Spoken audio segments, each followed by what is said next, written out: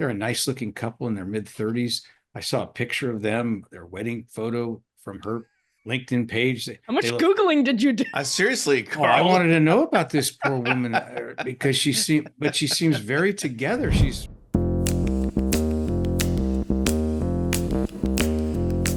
Welcome to Real Clear Politics on SiriusXM for Friday, February 7th. I'm Tom Bevan, co-founder and president of RCP. Joined today by Carl Cannon, our Washington bureau chief and executive editor, and Emily Jashinsky. She's the Washington correspondent for UnHerd. Thanks to both of you for being here. Good to be here. There's so much to talk about today, you guys. I don't even know where to start. Let's start with the ongoing battle over DOGE and USAID. This seems to be the issue that Democrats have dug their heels in on. We had a report from the Wall Street Journal about one of the individuals who is working for DOGE who got fired for some past comments that he made to some anonymous account. Emily, what's your take on this whole situation? Is this the battlefront that Democrats really want to fight on? And is it going to be like a winning issue for them politically? Yeah, I mean, it feels like we've been on a news merry-go-round this week. Like we're just cycling through this never-ending just news like buffet. And this part, that's why this story actually kind of surprised me in that I didn't know there were still, I guess, boundaries that could be transgressed in Musk world, because it's such an online, capital O, online culture. And interestingly enough, Vice President J.D. Vance has weighed in on the firing of this DOGE staffer and has said basically we should never give in when the media tries to destroy someone. What he said was wrong, but we should never cancel people for what they did when they were kids, etc. So that the vice president weighed in actually on what happened with this journal report leading to the staffer being fired. I think this is a pretty interesting early glimpse at the culture of Musk world in DC and MAGA world, with Musk world being part of MAGA world in DC. Donald Trump keeps standing by Musk, no matter how, ridiculous, dramatic, whatever he does actually turns out to be. And now you have the vice president standing by, weighing in. He didn't have to say anything. Nobody was asking him. He posted a tweet. Basically, the rules, the old rules, are totally out the window now. And I feel like that's what we learned from this. Carl, Elon Musk himself posted a poll to say, hey, should we hire back this staffer for saying, something insensitive, when he was younger? I think he's 25 now, and he maybe said this a few years ago. And it would be, obviously, it's Elon Musk's, people who follow him on X. It was overwhelming support. Yes. Do you think this individual is going to get reinstated? And to Emily's point, like, what does that say about where we are politically right now? Well, not a scientific sample, to be sure. No, of course not. You look, but this is a distraction, though, one person. I mean, these people are really after Musk, and they're really after Trump. And so, the Democrats have decided Elon Musk is an easier target. He's a foreign born. He's not. He's a little bit different. He's the awkward. They tried to make him into Hitler. This awkward movements that he has. He's fired thousands of people himself, and they've decided.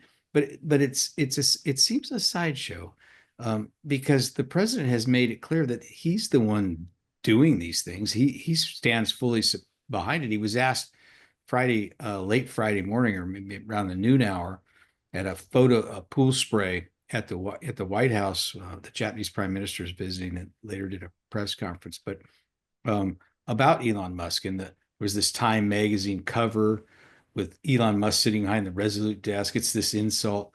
And Trump just shrugged and sneered. He gave his go-to insult for when the media is involved. He said, "Oh, Time magazine, is it still in business?" And then another reporter asked him about Elon Musk. Will you make Elon Musk, bring him to the podium so we can ask him questions? And Trump actually gave a very, for him, subtle sidestep. He said, "Oh, yeah, he'll talk. Elon's not shy." He didn't say he'd bring him to the White House, but he said, Elon's not shy. And we've learned this. But Tom and Emily, I'd ask you guys about this. The Democrats have decided that these agencies that are being gutted, that somehow this is a violation of the compact somehow. They sued. Who was it who sued, Tom? Was it the USAID employees who filed a lawsuit saying, and they're acting like these are public works jobs. And one of the quotes in the story, yeah, you have people out of work and people have mortgages, and these are people with families in the Washington area, and I get that. I am not unsympathetic. To me, losing your job is a harsh thing, and I don't think we should be out without sympathy for these people, but that's not a constitutional argument why a duly elected president doesn't have a right to trim the workforce.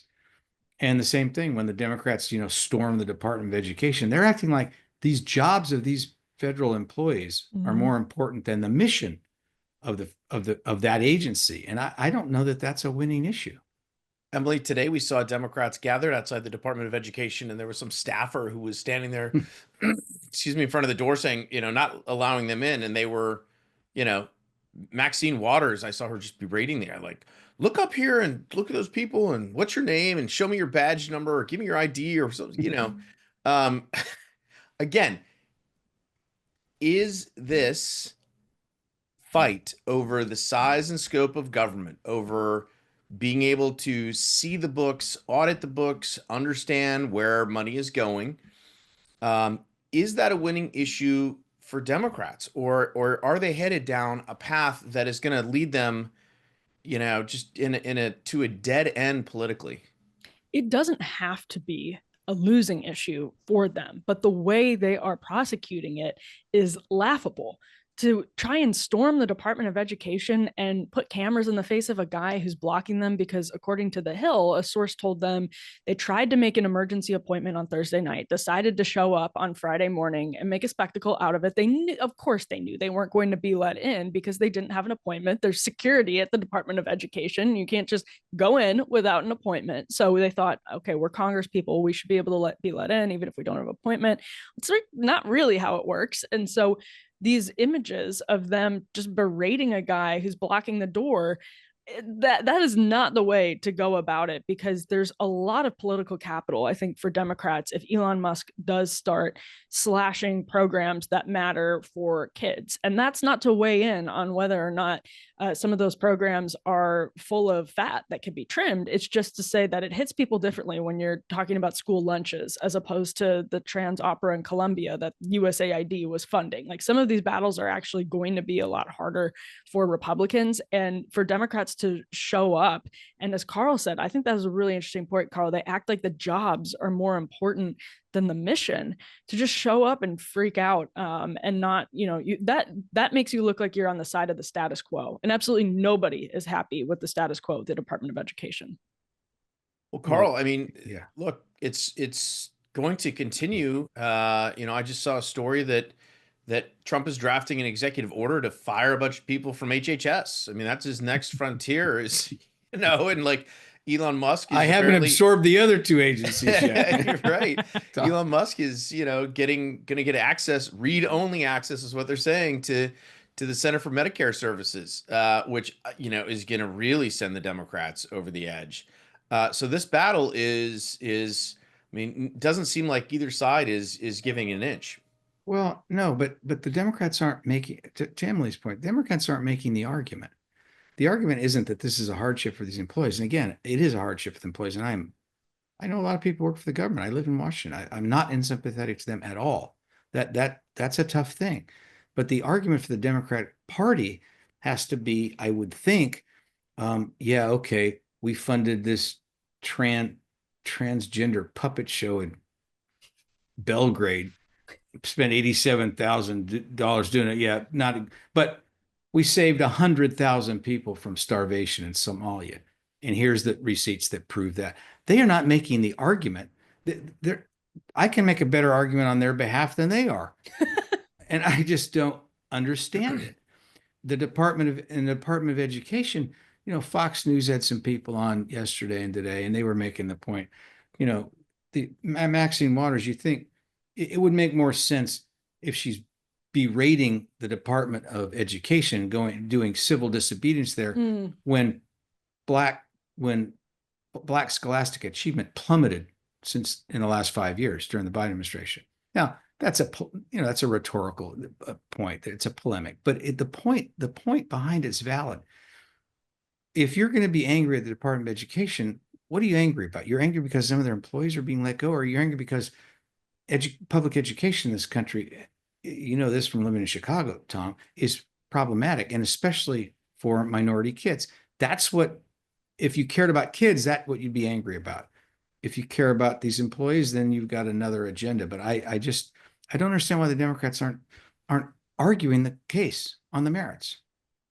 Well, Emily, it does seem I did see a story about one of the Democrats. I can't remember his name right now, but said, "Look, if if the administration, if Elon Musk wants to make cuts, make a list of what those cuts should be, and bring them to Congress, and let us debate them and handle them and approve them." I don't think that's going to happen for obvious reasons, but that strikes me as something that at least I think most people would find sort of reasonable, right? And might be a little better ground for them to fight on politically, as opposed to just saying, oh, he's a authoritarian and democracy's at risk because we're cutting, some jobs and some money from USAID. Yeah, I agree. And I think it's Democrats not realizing how careful they have to be about this dynamic of Elon Musk being somebody who wants to bust the status quo, and then anybody who looks like they're opposing Elon Musk looking like they're in favor of the status quo. And it's a sort of a trap. It's kind of a clever trap if you're Elon Musk, but it's a trap for Democrats, and they have to be careful about that. They can't just look like they're breathlessly pro-political establishment. When people look around, this is a very low trust moment in American history, maybe the lowest moment of institutional trust in American history. People look around and they're unhappy. They don't trust institutions. And I feel like Democrats, in their breathless defense of USAID, and now like bureaucrats in Washington, D.C., even if they're at the Department of Education, which is generally more favorable than USAID, are just blazing right by the fact that a lot of people are unhappy with Washington. It's a mistake that Democrats have been making for almost a decade now, and they don't have to. I mean, it's all so transparently obvious, the public's anger. And I agree, Tom, like, why not just have these, like, why don't you set the trap for Elon Musk? Why don't you ask Elon Musk to be reasonable? Don't look like you oppose the cuts. You say, like, yes, status quo, totally broken. We do need to change things. Why don't we not hurt people in the process? Why don't we just, that's a much better argument, I think. Although funny, last thing I'll say is it's funny from Congress, which has enjoyed punting a lot of its responsibilities to the executive agencies in the last 100 years because it takes the heat off of them for bad decisions. Right. All right. We are going to leave it there. We're going to take a break, and we'll be back with more RealClearPolitics on SiriusXM after this. Welcome back to RealClearPolitics on SiriusXM. I'm Tom Bevan, co-founder and president of RCP, joined by Carl Cannon, our Washington bureau chief, and Emily Jashinsky. She's the Washington correspondent for UnHerd, sitting in for Andy Walward today. Emily, great to have you. Thanks for having me. I have to ask about this story that just absolutely blew my mind. There's a Democratic state senator in Michigan, and her name is Laurie Pohutsky.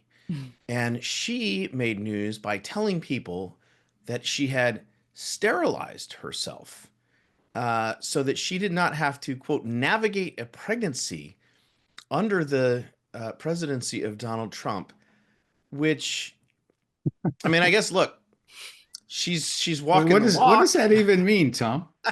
I mean, she's walking the walk. You have to give her credit for that, at least. Although that seems like a fairly extreme measure to take, even if you were worried about abortion politics under Donald Trump, isn't it? Desperate times call for desperate measures, of course. And of course. Actually, now that you say it, Tom, I sort of admire that she really is walking the walk, because there's so much fear mongering about what it means to live as a woman in Donald Trump's America. We've seen it for, like, again, the last maybe 10 years, constant fear mongering in the media and from elected Democratic officials that I guess if she is actually genuinely afraid, I'm glad to see she's not engaged in manipulative fear mongering of the public.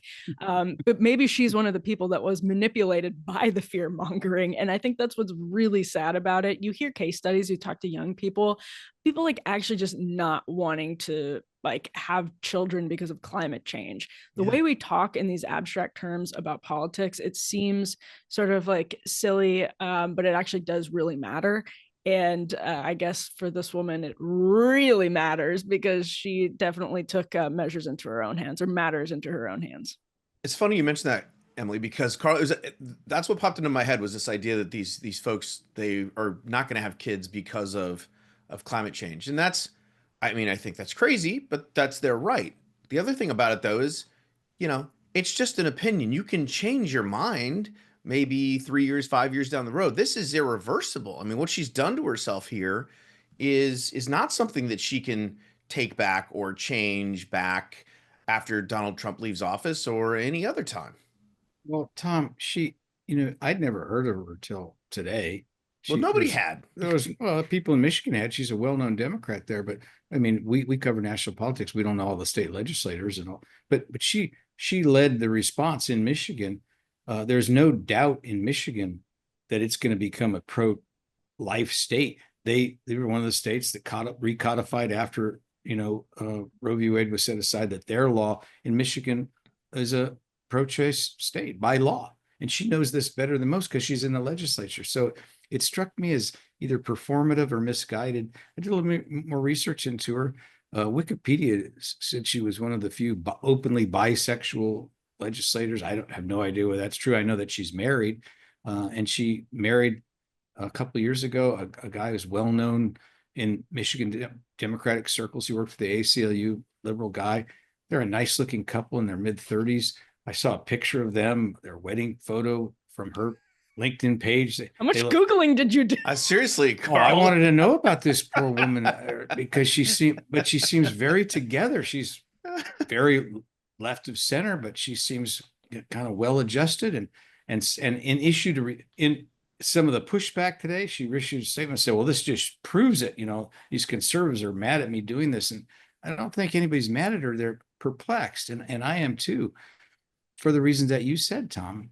Now, Emily, Tom and I don't claim to be objective on the question of bringing young human beings into the world. When Andy's here, between the three of us, we have 16 children and grandchildren. So we've done our part to exacerbate global warming, whatever your politics are.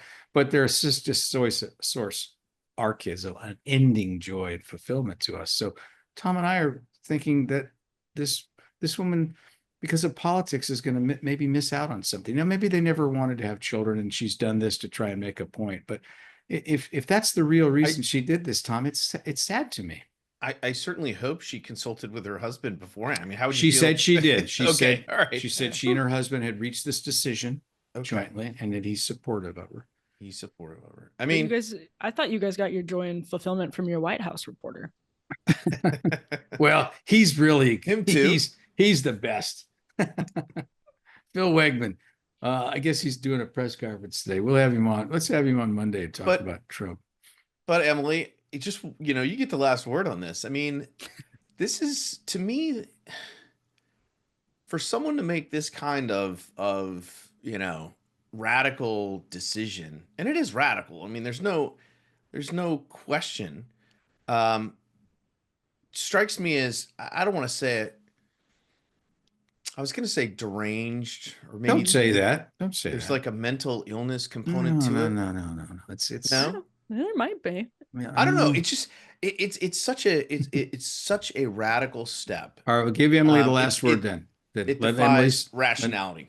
Well, yeah, I was actually just going to use the word irrational. There's just not a rational case for doing this, because even if you found yourself as a pro-choice person in a position where you're needing, as they say, reproductive care, you can handle it. First of all, she has the income. She can handle it. She has the ability. Let's say she lived in a red state. She would have the ability to handle it and to make a decision that she wanted to make. So it's actually not rational, unless she really just doesn't want to have kids for reasons that have nothing to do with politics. Then it may be rational, but it's politically, it is not a rational decision. She could hop in the car and drive a few hours to Illinois. We're a No, JB she Pritzker doesn't. has promised we're a sanctuary state for abortion. Tom, but she lives in Michigan. So is Michigan. This is not about that. Right. All right. All right. Enough. Shifting gears though. There is another story about that involves politics and a woman. She is not an elected official, but she may have plans to be. And I'm speaking here, Carl, about Casey DeSantis. The story that she's the current first lady of Florida, that she may in fact decide to run for governor and take over for her husband when he's term limited. What do you make of this? And there's some talk about Byron Donalds is the other one who said, the congressman from Florida, who is a big favorite of Donald Trump and has made, I think, it known that he's looking very hard at the governor's race as well. That could pose an interesting sort of a Trump DeSantis war 2.0 by proxy here, Carl. Yeah, except that I think Trump would like Casey DeSantis. She's kind of his type of woman. Tom, when I was a kid, every once in a while there'd be these cases. A man would die in office, or they weren't term limits then, and the wife would replace him. And sometimes those were like, Lurleen Wallace replaced George Wallace, and she was a figurehead, or they were like Lindy Boggs, who became a real force. Sala Burton, who was in California, these are members of Congress, and they were terrific. But this is different than that, because Ron DeSantis has been very effective governor, and I don't mean that I don't mean I'm for all the things he's for, but he's won elections and he's won them big. He's become a national figure. He's taken on the Disney Corporation. He's taken on Gavin Newsom, or really the other way around. But he doesn't have a lot of natural charisma that we associate with politics. He's an accomplished guy, but Casey DeSantis does have that kind of charisma. I was down there at one event a few years ago, and the crowds like her.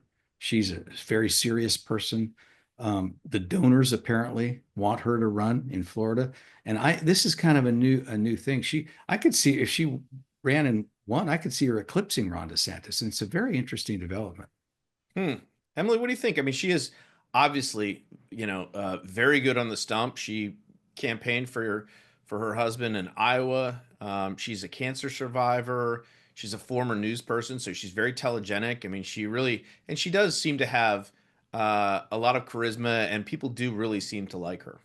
Yeah, I was going to say she's a former TV anchor, as you mentioned, Tom. So she is very charismatic and good at communicating, well liked. So I think Carl made an interesting point about whether she could potentially eclipse Ron DeSantis as a political force one day. But from what I understand of DeSantis' world, Casey DeSantis is extremely powerful as an advisor to Ron DeSantis. A lot of what he does is bounced right off of her and back to him. They talk about these things. She's a very trusted policy advisor, not just on campaigning and politics, but she's very, very involved in his campaigning and in his policy decisions, not just, again, on a surface level, but in the details. So it wouldn't be out of the blue.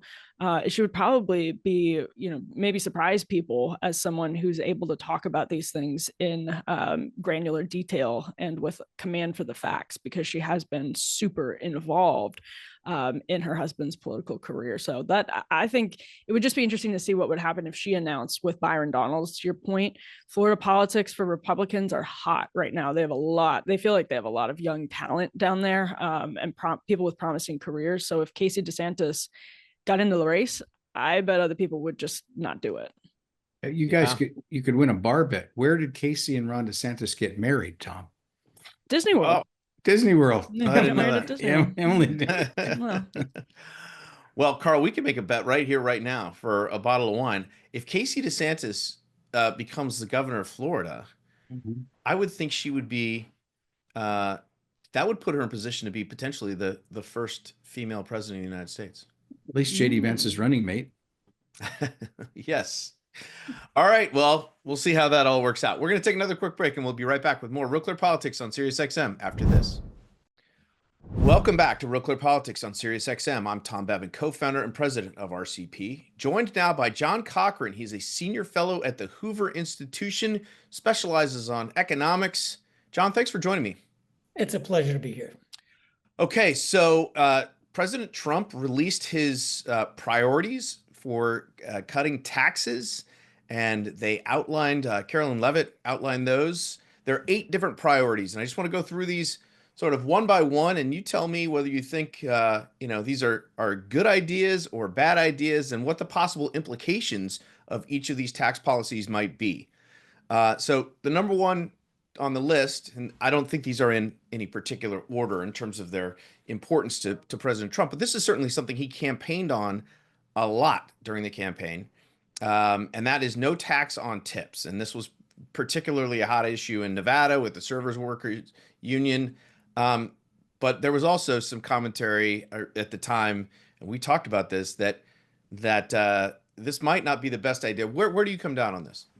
Well, big picture, none of this is the economists, the elite economists, how do we balance the budget tax reform? Okay, so these are the proposals, and you got to understand the tax on tips. This was a campaign promise, so no matter what goofy economists like me think, he's going to propose something like that. Now, most economists go, Trump, Trump, Trump, oh, what a terrible idea. And I'll try to be a little bit calmer about that. Of course, all my colleagues, the first reaction was, let's go down to our boss and say, cut my pay $100,000 and give me a tip.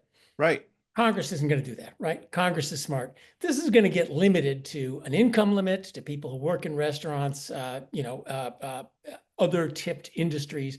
So as far as the budget, nah, it's going to be, if it goes through, it's going to be a minor thing. Yeah, there's a little incentive to have more tips and less pay. Not great. It's not the end of the world as far as all the big parts about taxes are concerned. And we'll have one good thing. It's a lot of cash tips, because people don't report tips. So, it'll make it easier to bring the world into the world of less cash and better reporting of what income we have. So do you think not the end of the world? But do you think because people are already tipped a lot in cash and they don't report it, is this going to encourage them to report it? I mean, why would they just still not report it?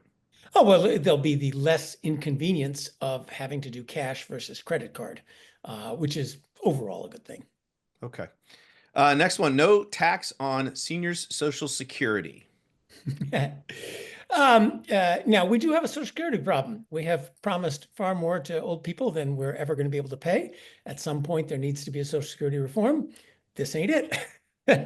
Now, what it does effectively is it removes the income phase out of Social Security. Social Security was supposed to be a savings program. It became a transfer program, and taxing Social Security payments, the government gives it to you and then takes back half of it. What's up with that? It's a way of just paying people with income a little bit more, which had disincentives. So not great for the budget.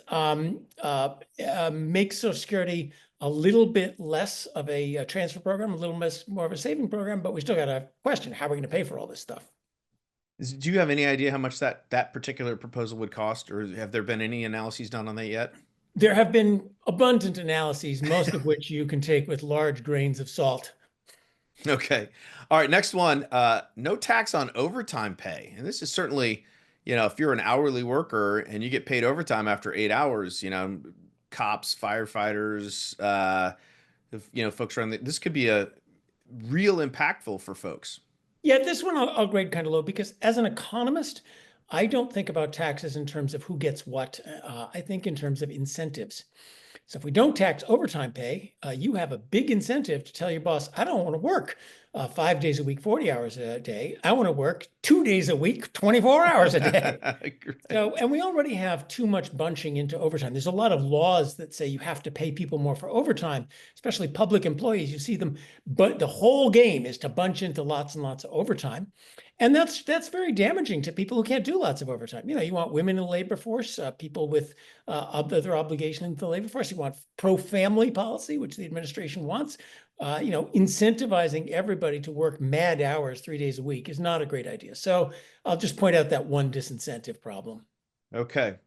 We're speaking with John Cochrane. He's a senior fellow at the Hoover Institution. We're talking about Trump's tax priorities. And the next one on the list, I would say, probably has to be at the top in terms of emphasis for this administration, for the Republican Party. That's renewing the Trump tax cuts.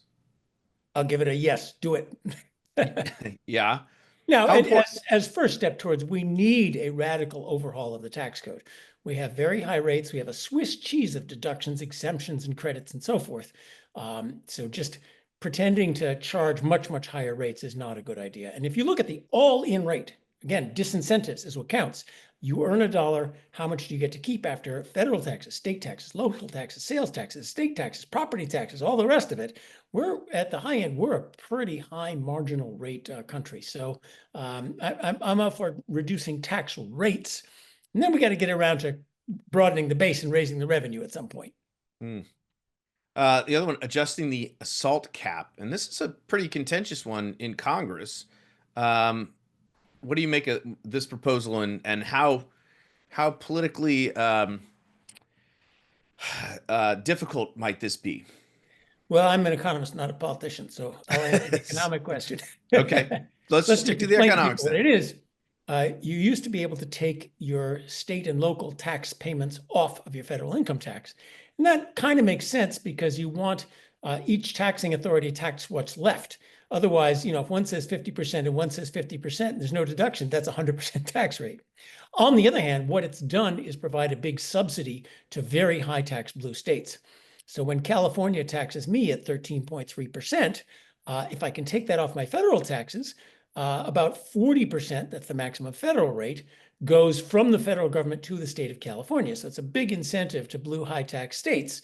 It's like matching money. You raise your taxes, the other taxpayers of the other states are going to chip in 40% to your California's bloated budget. That's a terrible incentive. So I am against the SALT tax in the first place. Now, of course, rich people, the remaining rich people who live in New York and California and haven't all moved to Texas are very angry. Are there still rich people who live why in? not, why not, if you want to lower the marginal rates on rich people, lower the marginal rates on rich people. Why do it through the usual way we do it, through some crazy deduction exclusion? The lawyers and the accountants get involved. Let's just lower the marginal rates, which is a good idea. All right.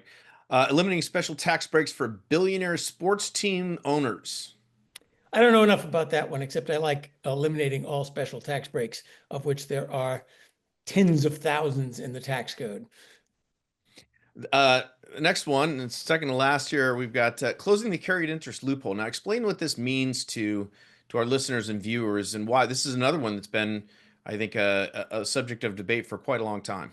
This is a very interesting one, and let me explain it. So what goes on? Hey, Tom, let's start a restaurant together. I got money. You know how to cook. You don't have any money. How are we going to do this? Well, why don't I put the money in to start the restaurant? I could pay you a salary to cook, but why don't I give you stock in the restaurant? Then if it's a good restaurant and you put in the effort to cook well, you'll make a lot of money. When the stock in the restaurant rises, you can sell the stock and get rich. So I save money on not paying you a salary, and you have an incentive to make the thing work. That's carried interest. You have now carried interest. Now, that's a great idea. And we can think about in our contract, is it good to pay you a salary versus give you that stock incentive to do well? So carried interest applies to financial advisors and people who are co-invested, private equity, that kind of thing. So it seems like a good idea, right? Well, there's a tax dodge. Your stock, when you sell it, pays a capital gains rate, which is lower than the ordinary income rate.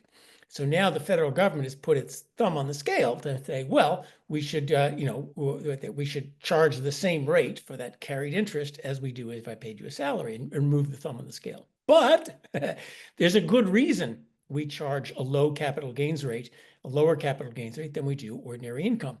The right tax on investment is zero. We do not want to discourage people from saving, investing, and building businesses tomorrow versus taking money today. So we kind of go halfway there with a low rate on capital gains.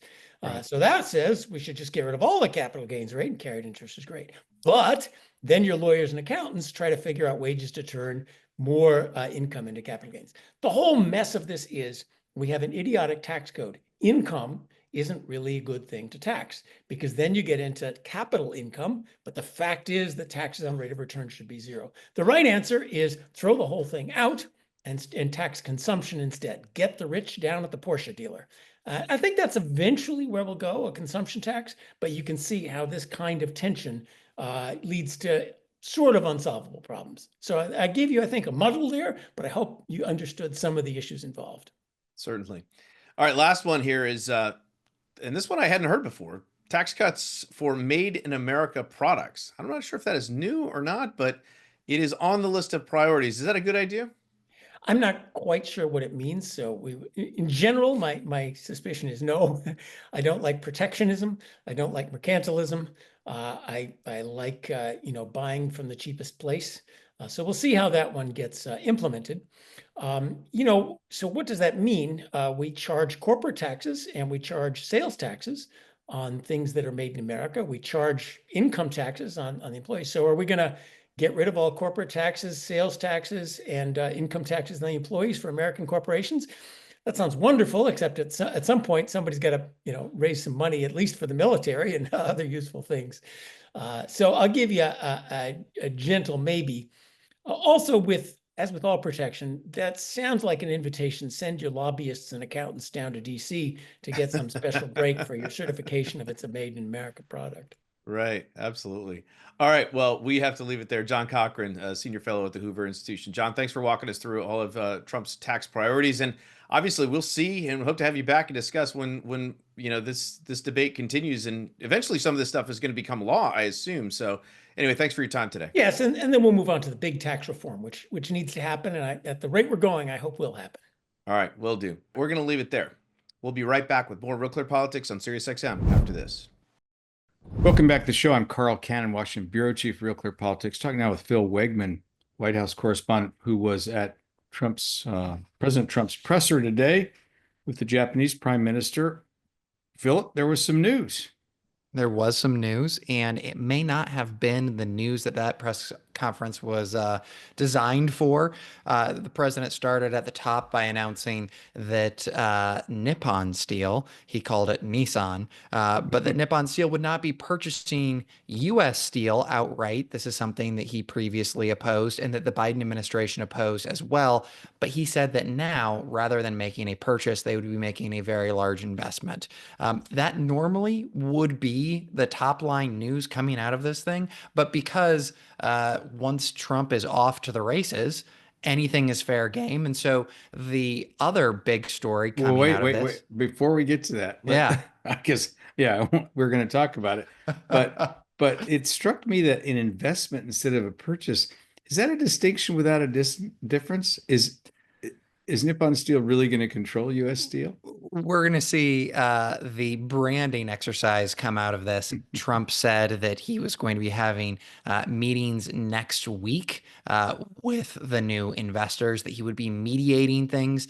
And I think that there's a scenario where it is a very large investment, but perhaps U.S. Steel has a small interest and that they are marginally an American company. That's one possibility. But more than that, what we've heard from this administration for some time now is they think that for the last couple of decades, the United States industrial capacity has been wallered out, and they do not want this to be another example of that. So, yes, I think that there's a chance that maybe Donald Trump downplays how much of a purchase this is, and he tries to declare victory, saying that it's still an American company. But on the flip side, I think that this is an administration that is very serious about maintaining a manufacturing base in this country. So it might be more than just a little advertising here. All right. And so, all right. But what was the surprise today?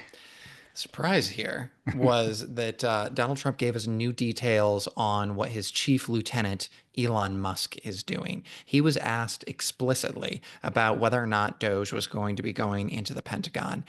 And Donald Trump said yes. He expects that the same approach that Musk has taken to U.S. aid, looking under every rock, inside every nook and cranny for savings and efficiency, that would soon come to the Pentagon. He also said that it was going to be coming to the Department of Education.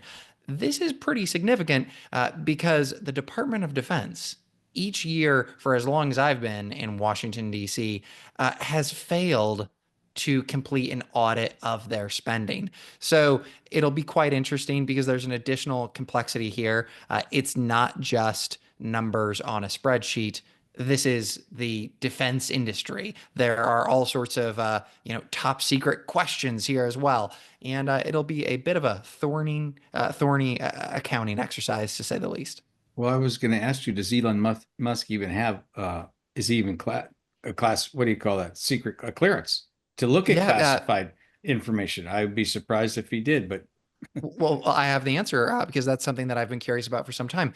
Because of the work that not only SpaceX has done with the DoD, but increasingly Starlink, Elon Musk does have a top secret security clearance. Now, not all top secret security clearances are created equal, and there are some things that that he is unable to see. But this is going to be a question that we're going to be examining a lot more. Just exactly wait a what bit. secrets can he see? Yeah, well, yeah, but also how many people on his staff, these staff, these young guys who are, very good at computers. They get online and they're suddenly looking at spreadsheets within the government. They know what they're looking at, but how many of them have security clearances? 100%, Yeah, 100%. Because don't think for a moment that Elon Musk is the one who is writing the code, who is, flipping through all sorts of government documents here. He has a team of computer whizzes who are doing this for him. And there was reporting this week that was somewhat alarming, according to security experts, where the CIA sent to the Office of Personnel Management the names of new hires to be screened. This is, of course, alarming to folks in the intelligence community, because if you put a list of names in an unsecured email, then foreign adversaries like China could take a closer look. This is also part of the larger conversation of, does this data, compiling it in one place for a type of audit, does that make it easier for our adversaries to come find it? And we did get a bit of news also on this front. One of Elon Musk's staffers resigned because of inflammatory and, in some cases, racist statements that he had made previously on Twitter. We talked about that earlier on the show, but we weren't precise enough. So this guy's in his mid-20s. How old were these? How old were these anonymous? Were these in high school or are they recent? They were within the year, if I'm reading that Wall Street Journal report correctly. Okay. And the vice president went to the mat for him, said that his worst moment in life should not define him, that likely this individual should not have resigned. The president was asked Peter that same Doocy question. asked him, didn't he? Yeah. Peter Doocy asked him. Yeah. And what did the president say? He says he trusts his vice president. Yeah, but he turns to Vance. He goes, "Did you do that? You were there, Phil." Vance must have nodded. And Vance nodded, and once the president said that he got the okay from the VP, he sort of doubled down and deferred. But so we'll see if this individual gets their job back. Well, it sounds like, yeah. I mean, if Trump and Vance are pulling for you, who else? They're the top two people in the administration. So earlier at the photo op, now you weren't pool today, but I'm sure you saw the pool spray.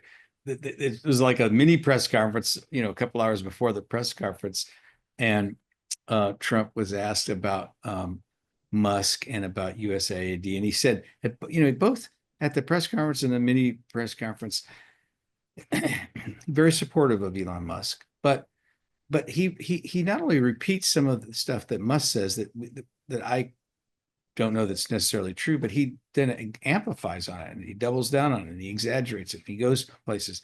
He basically said at this press conference today that there was nothing, everything USAID was doing was, corrupt and ineffective.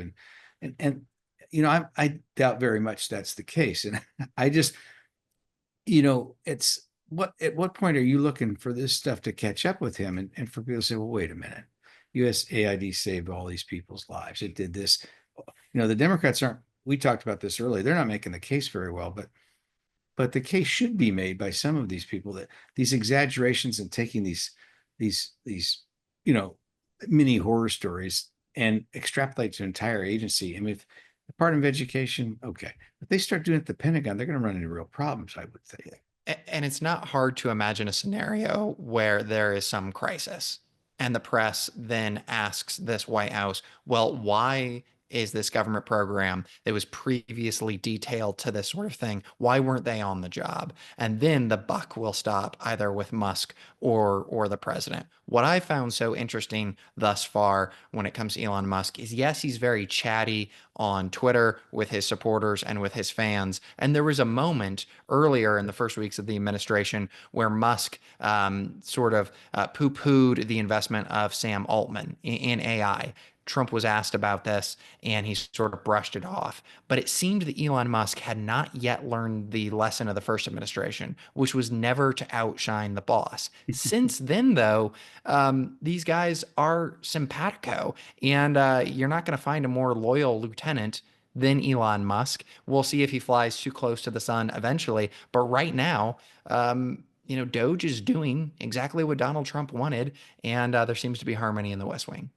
Well, we're going to leave it there. You've been listening to Phil Wegmann, White House correspondent for Real Clear Politics. I'm Carl Cannon, Washington bureau chief of RCP. You've been listening to us on Sirius XM Radio, POTUS channel 124, or seeing us on our podcast.